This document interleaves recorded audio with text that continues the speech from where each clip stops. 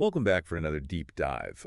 Today we're going to be exploring some really fascinating insights from an interview with John Cousins. Oh, yeah. He's an entrepreneur and investor hmm who has quite a lot to say about Palantir, business education, and the future of learning with AI. Yeah. You know what's so interesting about John is that he sees all of these seemingly disparate topics as actually interconnected. Yeah.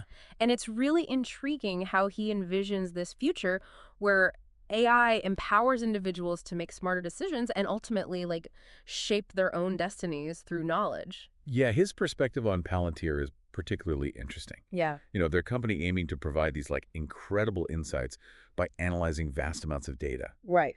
And the name that they chose comes straight out of Tolkien. Oh, wow. Palantir, like the all-seeing stone. Yeah, I see the connection there. I Yeah. mean, the name really reflects their mission, but their work with AI and machine learning has some pretty serious implications, Oh, yeah, for sure. particularly when you think about government intelligence and military operations. We're talking analyzing data from a variety of sources, predicting potential threats, and making more informed decisions. Right.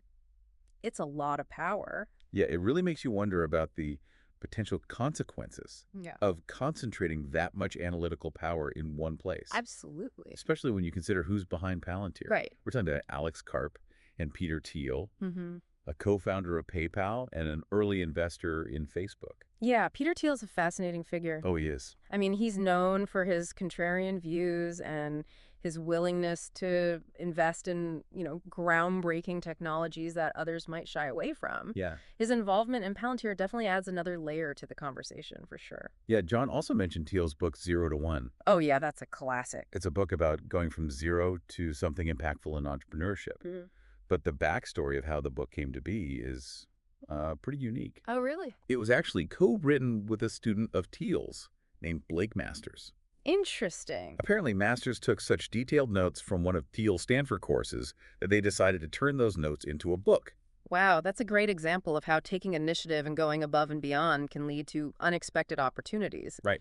0 to 1 emphasizes creating something truly new, a core principle that resonates with a lot of entrepreneurs. Yeah, and the story takes another interesting turn.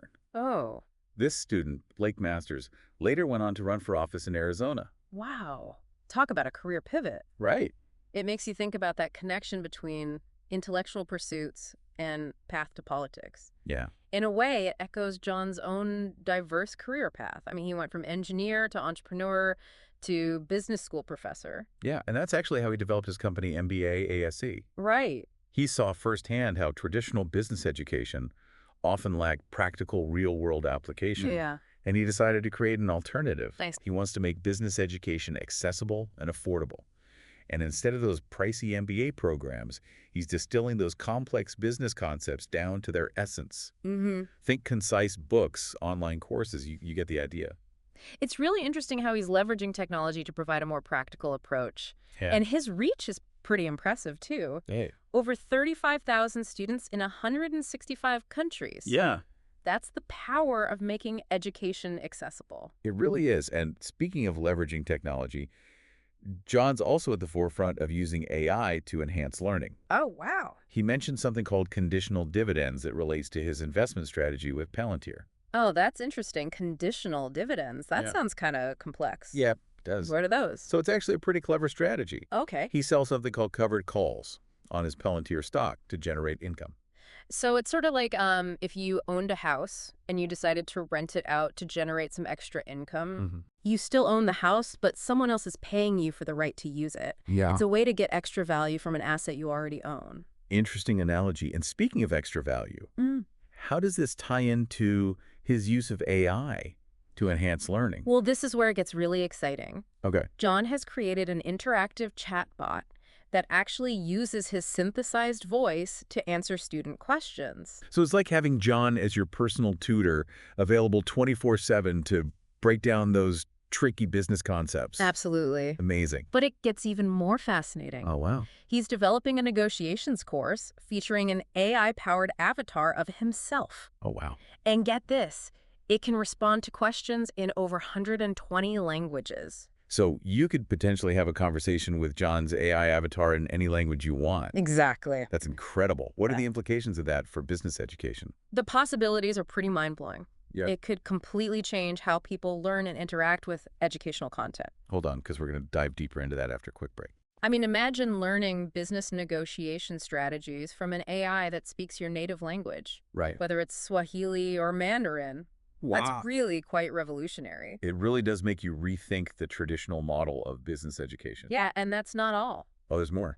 These AI tools go beyond just answering questions. Okay. They can actually analyze your learning patterns, identify areas where you might be struggling, and tailor the learning experience to your specific needs and preferences. So it's like having a personalized AI coach guiding you through the material, That's a great way to put it. making sure you understand it deeply. Yeah, that's exactly the kind of future John is building with MBA ASAP. Yeah. A future where learning is personalized, efficient, and accessible to everyone. Speaking of accessibility, John also talked about another fascinating tool that could revolutionize how we learn and consume information. Oh, yeah. What's that? It's called Notebook LM, and it's a new Google tool that's still in development. Notebook LM. Yeah. I've heard a little bit about this. What is it exactly? Well, it allows you to create your own personal knowledge base Okay. by curating information from various sources. What kind of sources? Websites, videos, documents, anything you find interesting. So it's like creating your own digital library tailored to your specific interests. Precisely, and here's where it gets really interesting. Okay.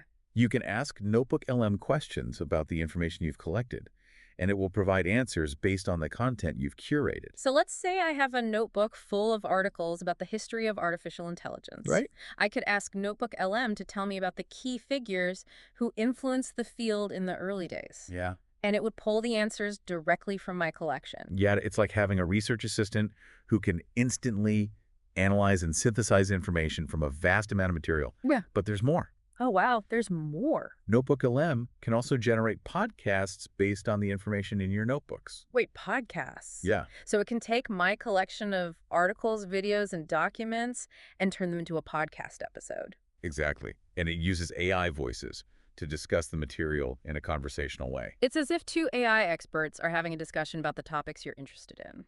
Right. John has actually been using Notebook LM to create podcasts summarizing his own books. Wow, this sounds incredible. It is. It has the potential to change how we consume and share knowledge in a really profound way. Right. Imagine being able to create like a high-quality podcast on any topic just by curating the relevant information. Yeah. It's incredibly empowering. It is. It's democratizing knowledge creation and putting the power of information sharing in the hands of individuals. It ties in perfectly with John's overall vision for the future of education. It really does. It's like all of these ideas are connected by this thread of empowering individuals through accessible knowledge and personalized learning. And this brings us back to something John mentioned earlier, the concept of the centaur in chess. Right. It refers to this powerful combination of human intuition and AI's computational power. He used it to illustrate how the best chess players are neither purely AI nor purely human, but a combination of both. Yeah. The human brings the strategic thinking and creativity, while the AI provides the analytical depth and the ability to see patterns that humans might miss. It's a powerful concept because it suggests that AI isn't necessarily meant to replace human intelligence, Right. but to complement and enhance it. Yeah. It highlights the potential of AI to help us become better versions of ourselves. What I find fascinating is the idea of having an AI companion that can help us overcome our own biases, make better decisions, and avoid those costly mistakes we all make from time to time. It's an exciting vision of the future. Imagine having access to an AI that can analyze vast amounts of data spot patterns we might miss and offer insights that lead to better decisions. It's like having a personalized advisor Yeah. who can help us navigate the complexities of life and make more informed choices. But it's not just about decision-making. Right. AI could also transform how we learn. Absolutely. AI can personalize the learning experience by providing real-time feedback, tailoring content to individual needs, and even motivating us to stay engaged. It's like having a personal coach for your brain, Yeah. always pushing you to learn and grow. It's a future where education is personalized, engaging, and incredibly effective. It all sounds so positive. John is clearly optimistic about the future of AI. Wow. Do you share his optimism? Well, it's easy to get caught up in the excitement of what AI can do. Yeah. But, John did touch on some concerns about AI too. Right. It's not all sunshine and roses. Exactly. Even the most optimistic proponents of AI acknowledge the potential risks. Hmm. I mean, there are concerns about AI being used for malicious purposes. Oh, yeah. Like what? Well, like creating and spreading misinformation, even manipulating people's opinions and beliefs. Yeah, that's a scary thought. Right. What about the idea of AI becoming so intelligent that it surpasses human control? Is that a legitimate concern? It's a question that's been explored in science fiction for decades. And while the idea of AI becoming self-aware and turning against humanity might seem far-fetched, it's not a scenario we can entirely dismiss. It's like a double-edged sword. Hmm.